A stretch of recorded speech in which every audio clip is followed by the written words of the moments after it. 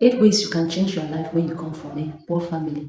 No matter your background and no matter where you come from, there is possibility and it's actually achievable and possible for you to change your life.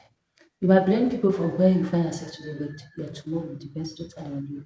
It's possible. How can this be achievable? Number one, you should have a very strong desire to succeed. Have a very strong desire to succeed. Let your desire to succeed be more than your limitations, your background, and everything. Everybody wants success, everybody wants to achieve greatness. But how many really do have that desire? Develop a very, very strong desire to succeed and be firm. Why do you need to do so? This is because the journey is not easy. There will be hurdles, there will be challenges, there will be times when you want to give up. But if your desire is that strong, you'll be able to stand up to the challenges and push forward. So develop a very strong desire to succeed. Just evaluate yourself now. Re-evaluate your desire to succeed and see if it is strong enough. Number two, learn not to depend on others. Learn not to count on others, your rich aunties, your rich uncles, and whosoever. Please take responsibility for your life. Don't have anybody to blame. Take responsibility to succeed. Don't don't count on people. Decide that you are going to do it. Be curious. You have to be you have to be curious. Curiosity. Yes. Considering first of all that you're coming from a poor background already puts you on a certain disadvantage in terms of exposure. Meaning that you need to be more curious to seek knowledge. Those people you find today who are successful are not just there by chance. There are things that they know that you don't know. There are places I've been to that you've never been to, which has helped them to shape their mindset. For you to be, you need a mindset shift because you can't change your life. You can't become successful with a poverty mentality. So you need to be more curious. You need to read books. You can even live from the quarter where you grew up, from the city or even the country where you grew up from, and get exposed. Get exposed.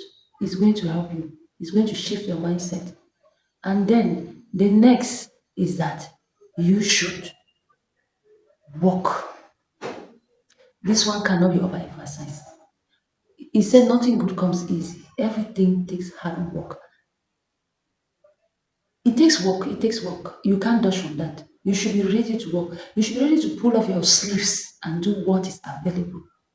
You should be ready to work. No matter the degrees and the certificates you have, start off with what you have in front of you. Put in your best, even if it's a job for my employer. Do it with so much excellence. What you are doing is that you are building your future. You are doing it not for your employer, but for your future. You are developing the spirit of excellence.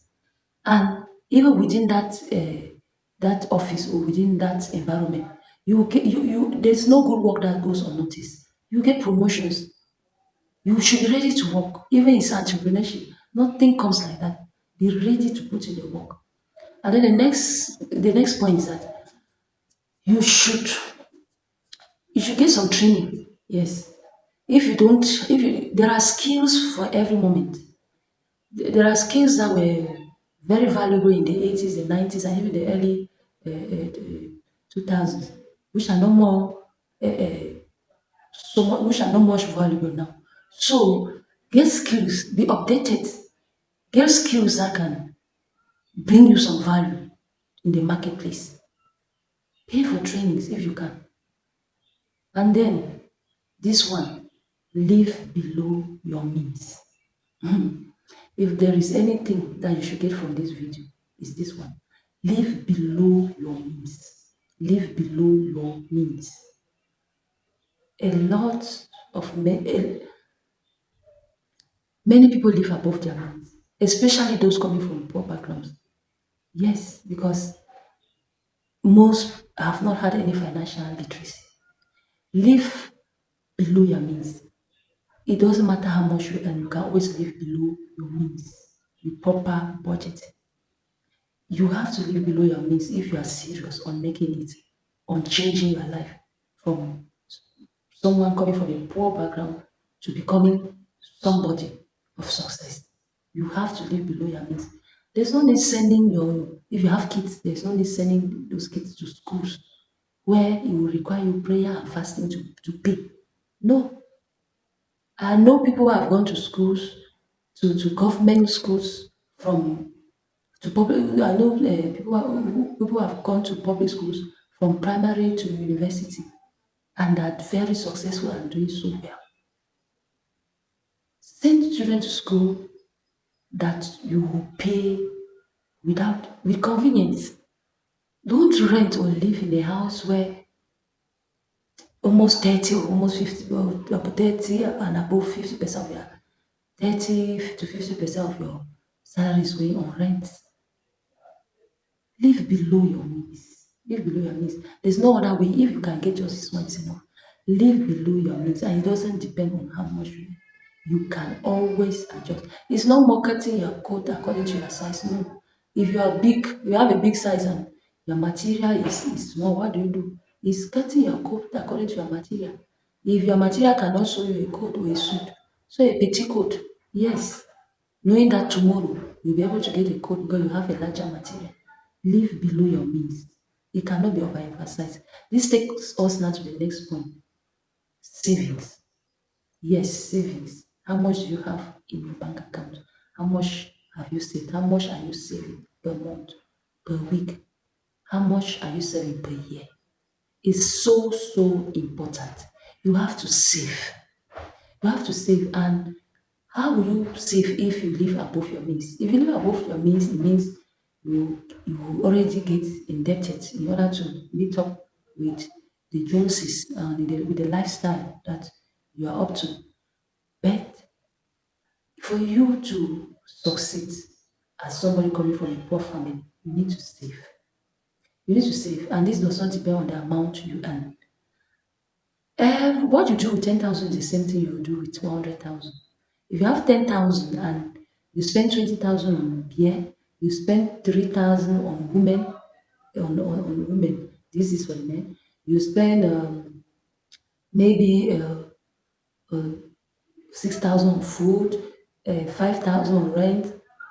It's the same way you spend 100,000. Instead of 2,000 now on beer, you now spend 20,000. Instead of 30,000 you spent on strange women, you now spend 30,000 and so on. So it doesn't matter. Even if you earn 10,000, you can decide to save 500 francs. When you earn 100,000, you can now save 5,000 francs. Yes, it's a culture, it's a habit. It's a habit and it's something you develop.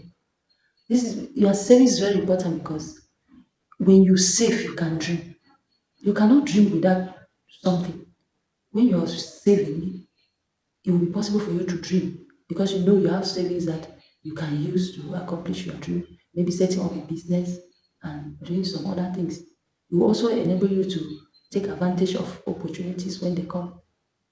So savings is very, very important. So we're going to continue with part two of this because we have some other points that will not be put in this video so that will not be long. But this one is very important. We'll crown it all. You should be able to stand up anytime you fall, meaning that you should not give up. Like I said from the beginning, it's a very, very challenging journey. And if you ask anybody who is a success today, he or she will tell you of many times he or she has failed before arriving where he is now. Yes, there is no straight path. There will be bends, there will be hurdles, but don't give up. Even the Bible says a righteous man falls 7 times and rises again. Always be ready to rise because to fall is sure. It's sure that in this process, there are times that you will fall, yes. There are times that you get discouraged. But put in mind that you will not give up. And that's the reason why the first point was develop a strong desire for success. It's that strong desire that's going to keep you going even in challenging moments. Take these points to consideration and you will see how your life will change in the nearest future. See you in the next video.